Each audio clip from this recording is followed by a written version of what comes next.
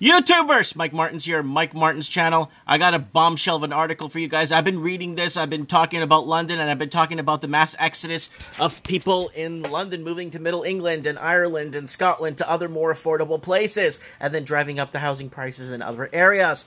Foreign investment has been crippling a lot of English-speaking cities, and London is one of the older cities that have been seeing this huge influx of foreign investing on English shores. So what is happening?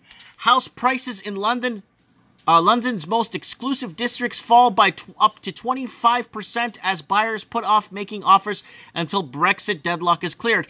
And if you watch me on Trends in the Housing Market every Wednesday night, 7 p.m. Western Seaboard time, you will know what I'm talking about. They're blaming everything on anything to avoid this or to blame something on this housing crash. So the housing crash that's happening right now in Australia, in Sydney and Melbourne, primarily, is it because of Brexit too? Is the housing crash in Vancouver because of Brexit too? Is the housing crash in LA County because of Brexit too?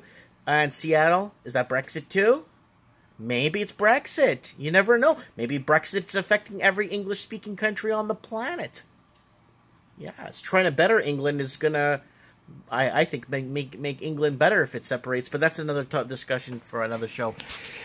House prices have dropped in Kensington and Chelsea and Westminster.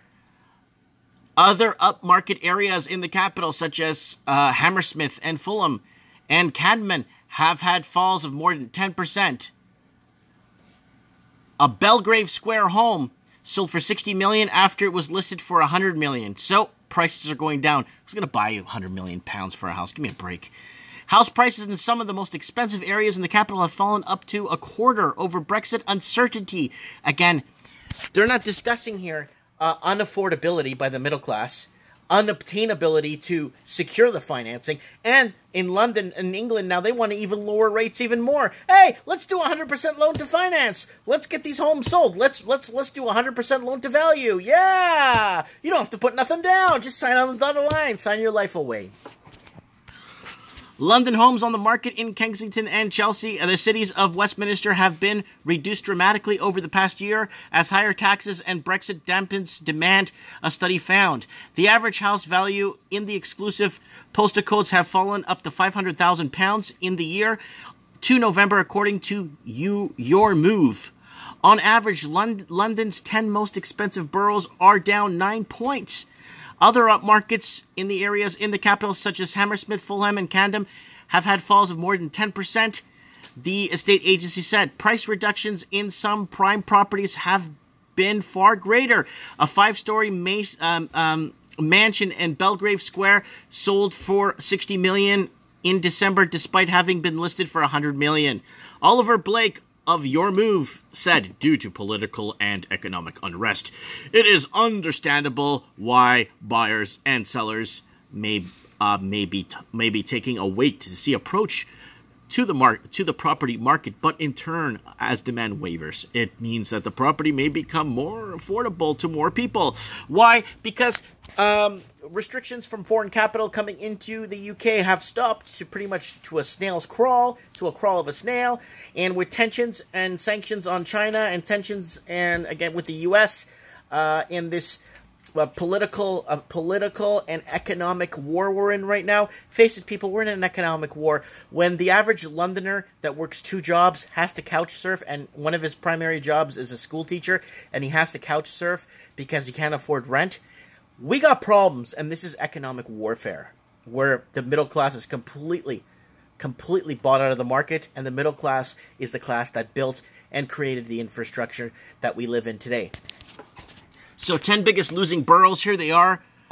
So we got Westminster, Haringey, Camden, Kensington and Chelsea, Newham, Greenwich, Tower Hamlets. Look how much they're down. 9, 11, 19%!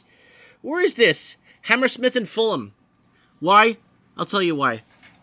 These houses aren't worth that as much as what they're selling them for. The average house for the typical middle-class Londoner should be £120,000 to £200,000 for something more exotic. It shouldn't be these ridiculous prices. Why? Because of these empty shells these cities have become, Paris has had this problem, so they put an empty homes tax, and they tripled it. And now the city's coming back. Paris is somewhat coming back to life now with these riots and stuff and yellow vest stuff. Forget that. But right now, Vancouver has already implied to raise its empty home tax another 3 to 5%, because people are these cities are becoming empty shells, and the nightlife, the glitter, all the pizzazz that these cities used to offer don't offer it anymore, and it's become a problem, especially with the white-collar and blue-collar workers that are no longer in those cities to pay the taxes and property taxes and tax and stamp duties that they usually pay. They're not paying it anymore because they're not living in those cities anymore. So other small boroughs and other small towns are getting the luxury of middle-class tax. Anyways, again, other agents have said that steep price falls in London are also the result of the market finally adjusting to significantly higher levels of stamp duty on most expensive homes. After increasing in December 2014 and in April 2016, the stamp duty payable on a 2.5 million property is £213,000, rising to £513,000 on a $5 million property. I just mentioned stamp duty a few seconds ago. And basically, who's going to be paying the stamp duty when there's no one there to buy the house? And if the middle class cannot secure financing, ultimately, if you cannot secure financing, you cannot buy the property, or you can't take possession of the property. Plain and simple.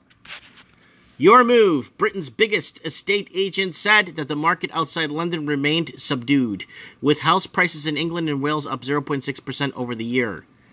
So there it is. In real terms, with the present rate of inflation at 2.2%, this means that prices are falling. The best performing regions of the year were the East Midlands and Wales, both up 3.6%. Last week, the Royal Institution Chartered Surveyors reported that the house prices were falling at the fastest rate in 6 years. That the outlook for sales was at its weakest in 2 decades. It said that declines were being fueled by the lack of clarity over Britain's departure from the EU again, blaming the European Union for this mass despair. What is happening, people? Why do they keep blaming Brexit instead of looking at why and people can't secure financing? Are these people out to lunch? Do they even know that the middle-class Londoner can't afford and has to... Look at what's happening in Dublin right now. People are couch surfing. There's a guy who's a vice principal of a big school there that's sleeping on someone's couch because he can't afford rent. Anyways, let me know what you guys think. Comment below. Don't forget to watch other videos around me. Don't forget to tune into my live streams. Let me know what you guys think in the comments below. Thanks for watching.